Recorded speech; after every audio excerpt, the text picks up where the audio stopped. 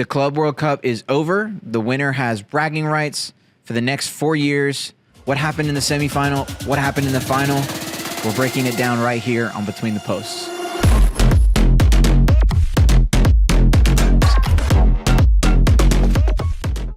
Welcome back, everybody. Welcome to Between the Posts. My name is Eric. I have my co-host, Enrique. What's going on, Enrique? What up, man? How's it going? Going pretty good. I'm sure you didn't forget, but in case everyone else forgot, our Club World Cup and Gold Cup summer is over. Yep. Mexico, your Gold Cup champions. Mm-hmm.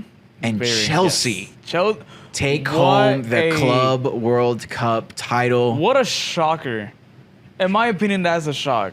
Like, I thought, like, our predictions were completely botched from the beginning. Oh, my gosh. But I did not expect this outcome from Chelsea. So before we hop into it, a big congratulations to Chelsea. Congratulations, Chelsea, on winning the Club World Cup. Well deserved, well earned, And put an amazing performance. this is technically, according to FIFA, this previous competition will be the first official Club World Cup in this format going forward. Yeah, so so- Chelsea are officially the first Club World Cup champions. All of those other Club World Cups, quote unquote, will be considered intercontinental champions. Correct. According to FIFA. Yes.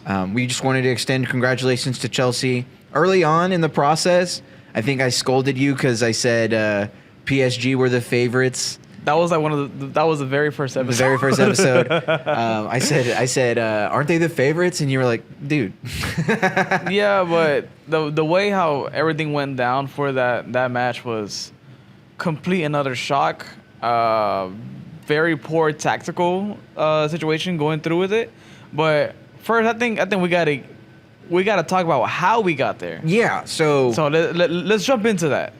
Yeah. We had two games that happened was Fluminense and Chelsea on one side, which by the outcome that you saw, while Chelsea going through to the final, it was 2-0 for that game. What are your thoughts on that? Yeah, Fluminense, it seemed like they were doing whatever they could to try to scratch a goal across. And then in their desperation, Chelsea ended up scoring again. It really wasn't as bad as a 2-0 result might indicate. They got that last goal there at the very end, Chelsea did. Fluminense, they had their opportunities. Chelsea were just stronger tactically, positionally, gaining advantages. And I think it really, really shows, when these Premier League managers talk about, Chelsea is tactically super, super organized, really sound. They play really good football. I believe them. And I think it showed really not only against Fluminense, but it really reared its head against PSG. A lot of us, and myself included, rated the PSG tactic really, really high. The high press. There was that video that came out about, their pressing tactic. They're going to just send the ball forward into the touchline and press you for 90 minutes. I fully believed that they were capable of winning against Chelsea. I predicted them to win against Chelsea. That's not what we saw. It's not. We saw a completely different Chelsea squad. We saw a Chelsea squad that was determined, that was, my personal observation, they played like they were the better team for 90 minutes. It felt like they had attitude on the pitch. It felt like they knew exactly what they were going to do with the ball when they got it. They never felt truly pressured. Even that early opportunity that PSG had, where Cucurella sends out his right leg and blocks the cross into the box. They knew exactly what they were going to do at every turn. Mm-hmm. It seemed like there was no room for confusion. So, yeah, props to Chelsea. But I think we also got to talk about what happened to PSG in this match. So before we get there, PSG absolutely dominated. They murdered Real Madrid. That was disgusting. There was a pitiful performance by Real Madrid's backline. They had no answer to what PSG had from the Xabi Alonso tactics that the Xabi Alonso masterclass that we were predicting to happen was a complete and utter failure. Mm-hmm. I don't know what their mentality was whenever they were walking into this game. It was just disgraceful. This is a very embarrassing performance by Los Blancos, man. Like you tag all this talk about being the best in the world, but yet whenever it comes to the biggest stage of them all, like, and let me put this out there. I think that this was a bigger stage than the Champions League, because I'm like it's multiple. Like it's not just European giants. It's like the world. You're going against the best of the best. Yes, this was still a European clash, but this is not just for a European title. It's for the world title. Yeah, it's not like it's the top 4 from Turkey and the top 4 from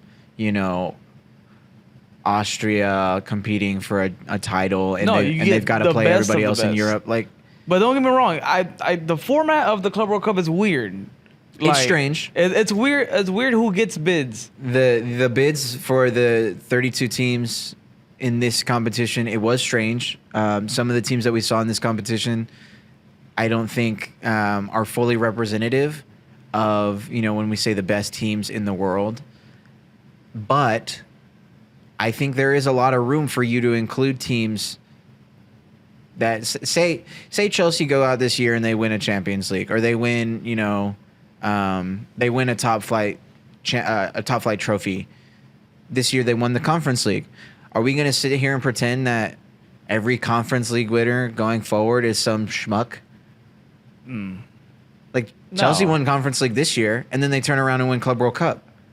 And they beat really good teams to get here. You gotta expect the unexpected when it comes to this tournament. It's like Real Madrid was, they're already whining about we gotta play the leagues coming up, and we gotta play those games. Can we get a little break?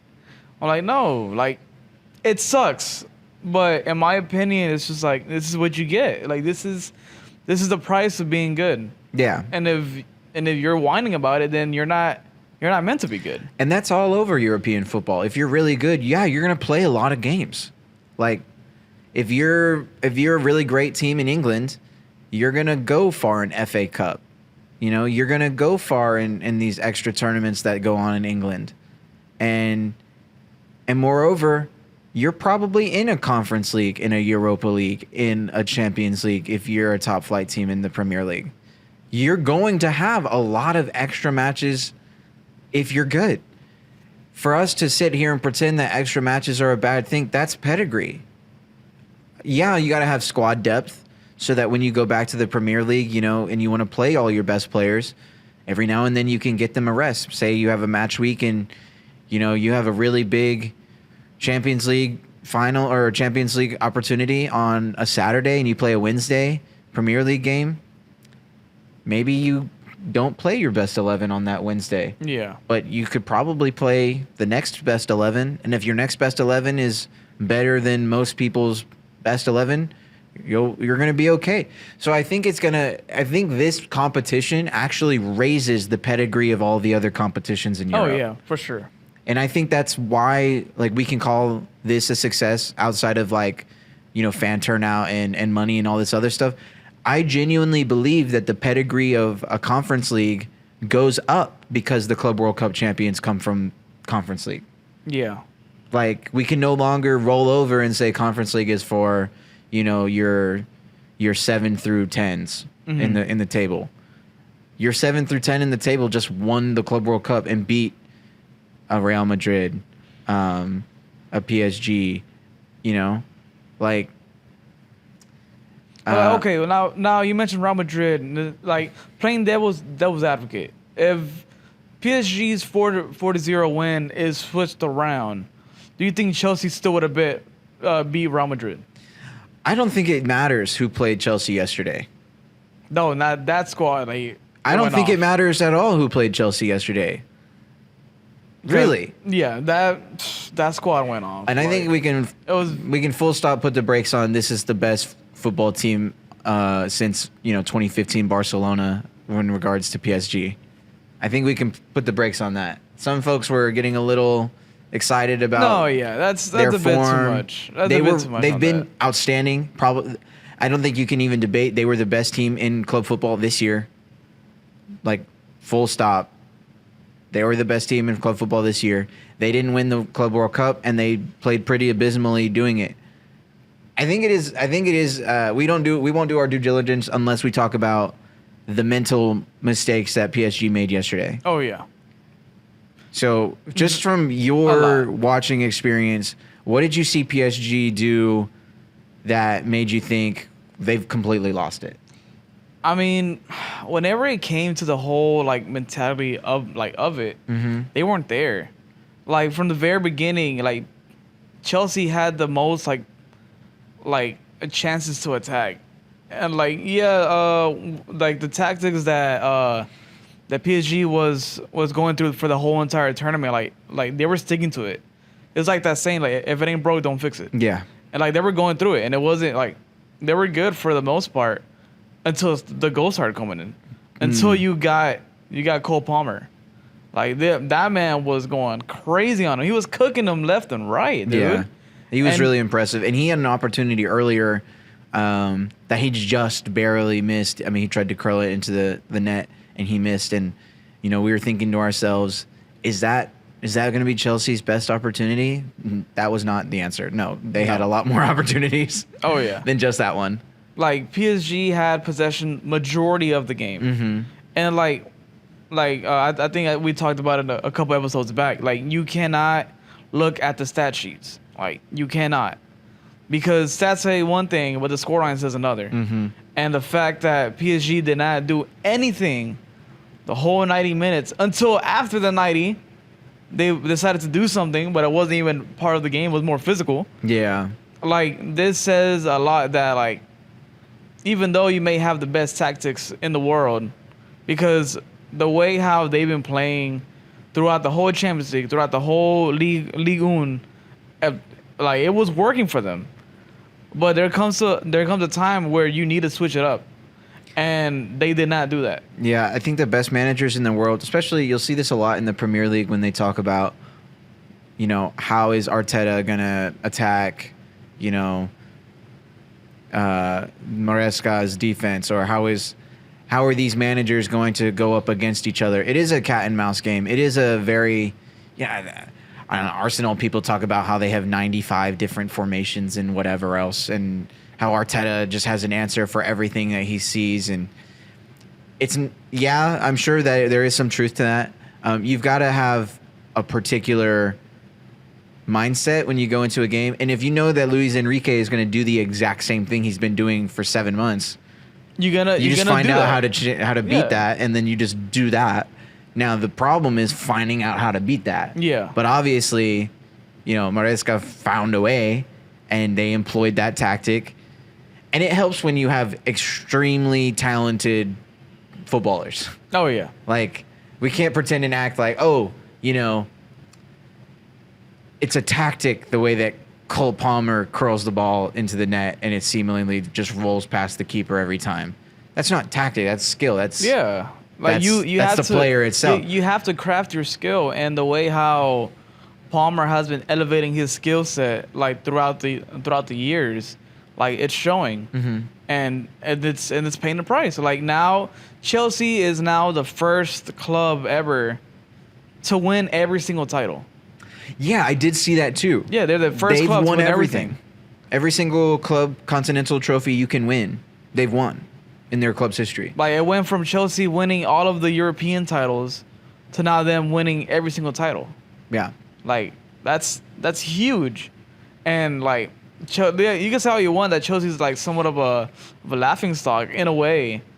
I don't think you can say that anymore. I genuinely can't. No. Now, there are a lot of jokes I've seen on social media. It's like, what an underdog story. They've spent $3 billion in the last 5 years. Well, and it worked out. Like, okay, you can spend $3 billion on anything. You can buy trash for $3 billion. like just because you spend money, the money has to work out also. Yeah. Like they could have spent $3 billion and it not work out.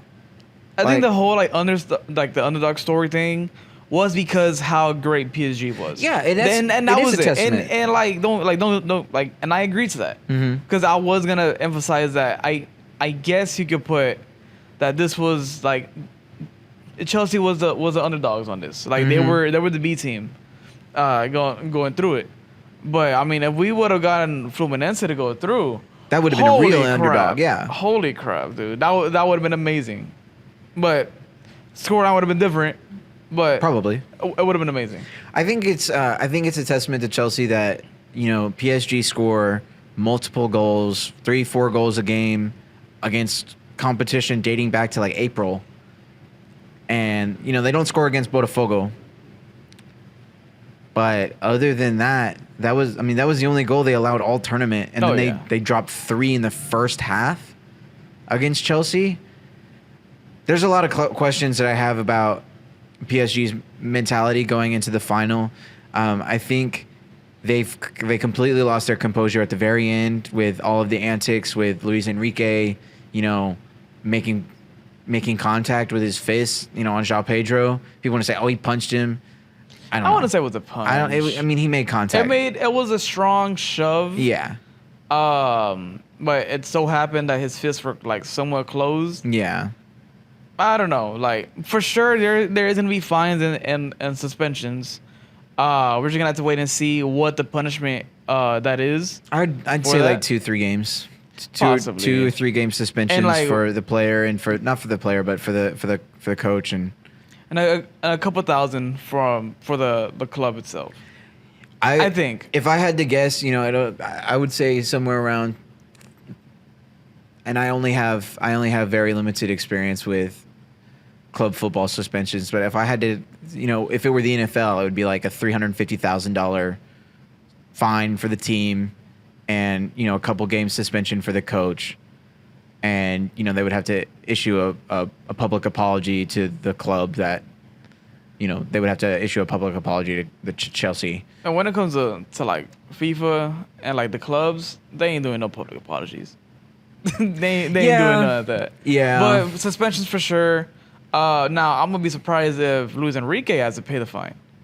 Oh, like a personal fine? Yeah. Like yeah. I think that'd be crazy. But hey, we're just gonna have to wait and see.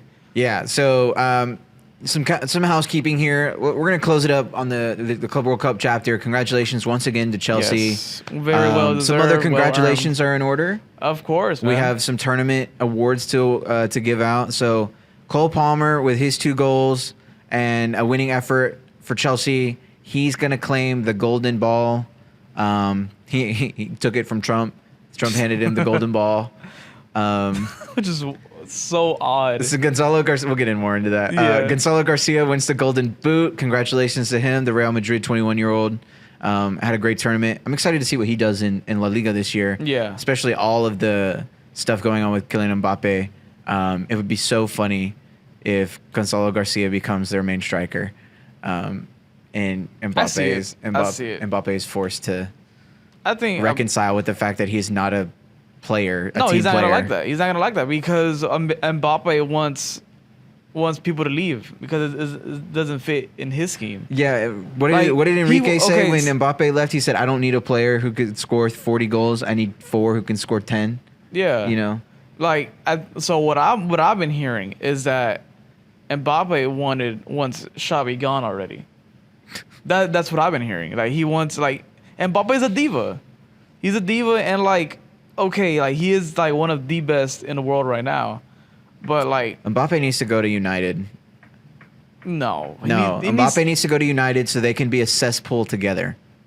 Like, I don't know, man. Get Bruno Fernandes out of United and send Mbappe to United for $150 million, and let's call it a day. Nobody has to watch United or Mbappe ever again. That's how I feel about that. I'm wearing a shirt, but it's because I don't have a Chelsea shirt. All right, that's it. Oh, that's a Ronaldo shirt. It's different. It is. Yeah. It's different. It's still United. Yeah, but I feel like if we talk about United, like good United, everyone knows we're talking about like till 2018. Okay, so all right, so now here's a question for the people at home too. Like, whenever you wear a retro shirt, are you wearing for that team in general? Let's say, like, perfect example, you go to a sporting event, like you go to a game, and you have a retro shirt. Are you repping? Well, of course you're repping the team. Yeah. But like when you're out and about, do you like, oh, like you're a fan of that team? It's like, oh no, like it's the number in the back. Like, are you repping for that like era in general, or you're repping for the whole like the whole club? Well, let's answer it right here. Are you repping Ronaldo or United right now? I'm repping the clean clothes. That's a fair answer. That's a fair answer. Because I told you I'm wearing all of my jerseys for every single episode. Okay. So right now On episode 41, Enrique will wear a shirt, regular shirt. A regular shirt. If you see a different jersey than what I've worn, that means I bought more and I gave into my addiction. There you go. We don't support addictions, but this is a bit pricey. I mean, footballing is an addiction in of itself. Yes, it is. One last thing before we move on from Club World Cup. Robert Sanchez wins the best goalkeeper award, the keeper from Chelsea. He had 6 opportunities to make saves last night. Saved every single one. Good for him. Good for Robert Sanchez. It's a big stage. Trump thinks that he's the best goalkeeper in the world right now. So speaking of keepers, whenever Chelsea was hand delivered the trophy, they did not want him there. They did not want to keep him on there. President Trump didn't know that he was supposed to leave the stage. He did not know how to read the room, and he stayed on the stage, and they got so many like mean looks at him. Yeah, And Chelsea, Reece James was like, "What is he doing?" Oh my goodness! Chelsea proceeds to drop the like their photo on Twitter. Yeah, they edited him out. And they edited him out. They edited him out of the trophy. That's amazing. So because I think it's so funny. I've got the actual photo with Trump in it saved on my phone, and then I saw the Chelsea photo, Yes. and I was like, Where's "This Trump?" is so funny." You just know that social media intern was like, "Oh, I can't wait to edit out Trump," and then they got to it, and it was like, "Great edit. We're gonna post that." I think it was like, hey, can you like don't worry about it, or like No, taking care of. here, sir, it's already done. It's already He's done. like, you read my mind? Like, yeah. Because like you see nothing but blue, and then just an orange man. Like politics aside, Yeah. you just see the president just there. Like he didn't. If it was Bush, it would be funny. if it was Bush, it would be funny. If it was Obama, it'd be like, why is Obama there? You know? It's like this is gonna go like in the. If it was Biden, I think I would laugh a little harder if it were Biden. I think Biden would be facing like. He would be turned around. He'd be turned around. Yeah. We don't talk about politics. I'm clipping that. We don't talk about politics in this show, but that like I think this is something that we have to talk about. It's just funny. That's hilarious. It's just anybody being up there, it would have been funny. We just went through our last 4 presidents. It would have been funny. So, yeah. What do you think? What do you think lies ahead for these teams? What does PSG's season look like? What does Chelsea's season look like? Are we seeing probably a repeat of a Ligue 1 champion PSG? I think. Do we see a Premier League Chelsea? What do you think? So when it comes to PSG, I don't think PSG changes a thing. They're by far the best team in Europe. Now, yes, Chelsea did win, but they are the best team in Europe in my honest opinion. They don't need to change a damn thing. Like keep it, but maybe add some players. Maybe like sell some players like to keep like some energy flowing around. But you just keep on doing what you're doing. And like Luis Enrique is like just because one bad game and the final like at least you're not like Inter. Like that's horrible. Like they haven't won a damn thing. They've been to the finals many times. They kept on getting the runner-ups, but just keep on doing what you're doing, and I probably maybe we see them in the semifinal of the Champions League again. Yeah. Who's the number 9 for PSG? Do you know? Off the top of my head, no. No. Maybe they go out and get a bona fide striker. I know they had what we talk about Neymar and Messi and Mbappe, but I think Mbappe was more of a left winger anyway. That's kind of why he's not working out at Real Madrid. Is they because just have too much talent and they don't know what to do with it. That's it. I mean, Vinicius on the left wing is where they would prefer him, but I don't even think Mbappe is a pure number 9. I think Mbappe is a winger. Yeah, and so if you're PSG, I would have to go back and look to see who they have in that striking spot. I think, if I'm not mistaken, Dembele is their striker. Oh, is that what he's I playing as think- their 9? I think so. Because I assumed he was on the right for them. I assumed he was right winging for It's them. because whenever he was with Barcelona, they put him as striker at times. Okay. So I don't know if they. I know they do that with Rafinha sometimes. Yeah. Yeah. Yeah, so I don't know if they like don't quote me on it. I'm going off the top of my head. That's what I think they're doing. I could be wrong. If you're a PSG fan, PSG fans, let me watching, know. Yes, let me us know. Do you like your 9? Do you think that you have an opportunity in the rest of the transfer window to go get a number 9? Somebody who could push the needle for you a little bit. You've just won Champions League with this squad, but I mean, you bring in signings every year. Players regress. Players get better all across Europe. So.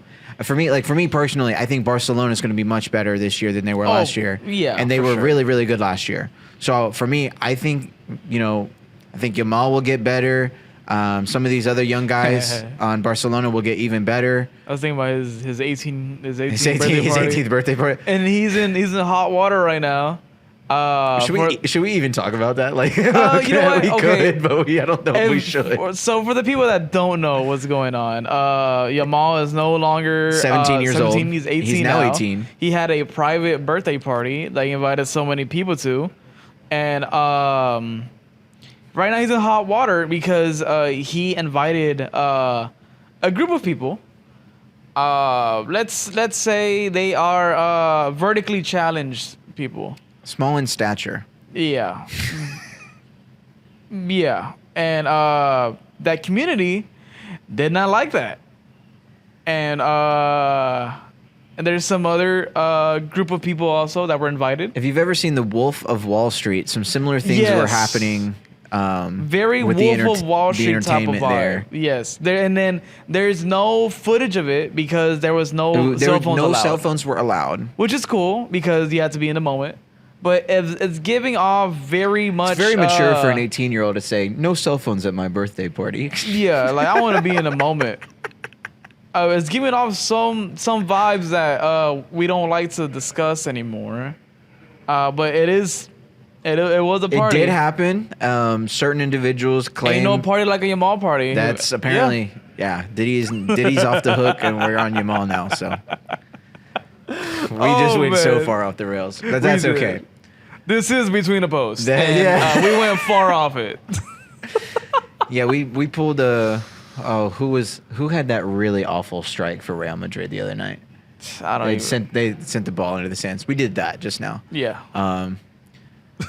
But yeah, Chelsea fans, let me know. Are we winning the Premier League this year? Let me know in the comments. Are we winning Champions League? What are your predictions for this upcoming season?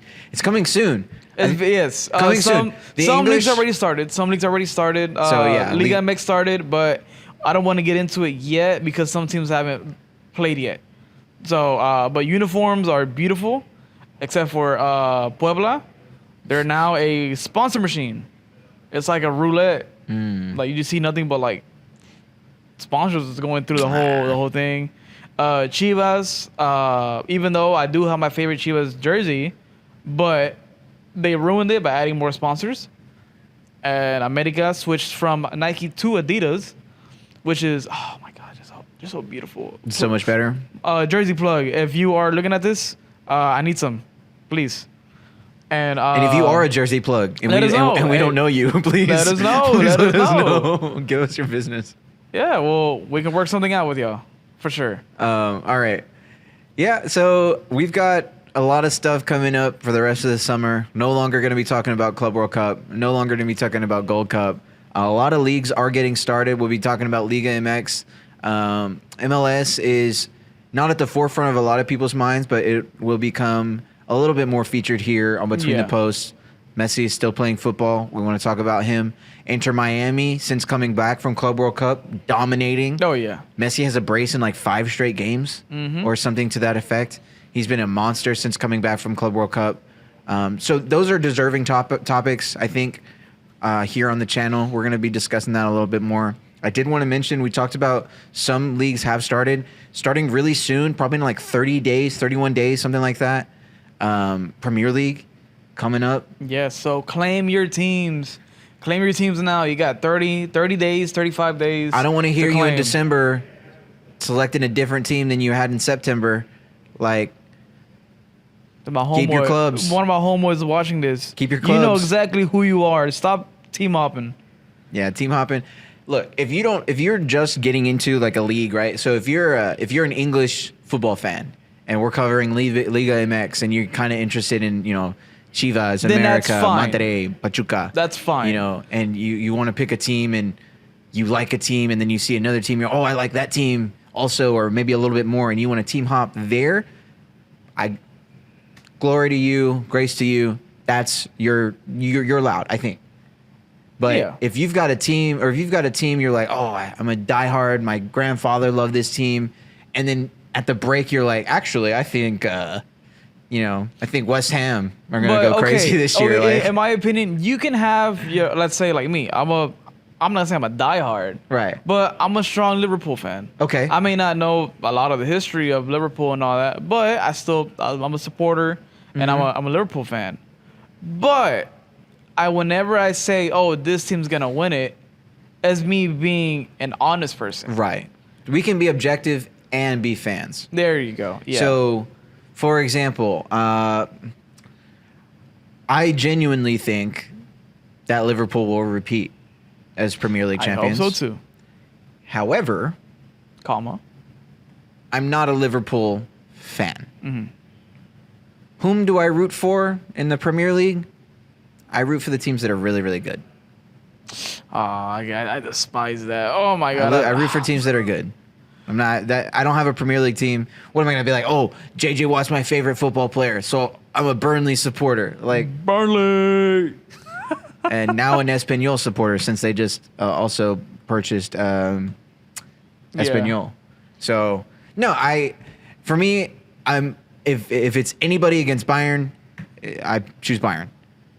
In the Premier League, if you're having a really good run of form, I like to watch a really good football.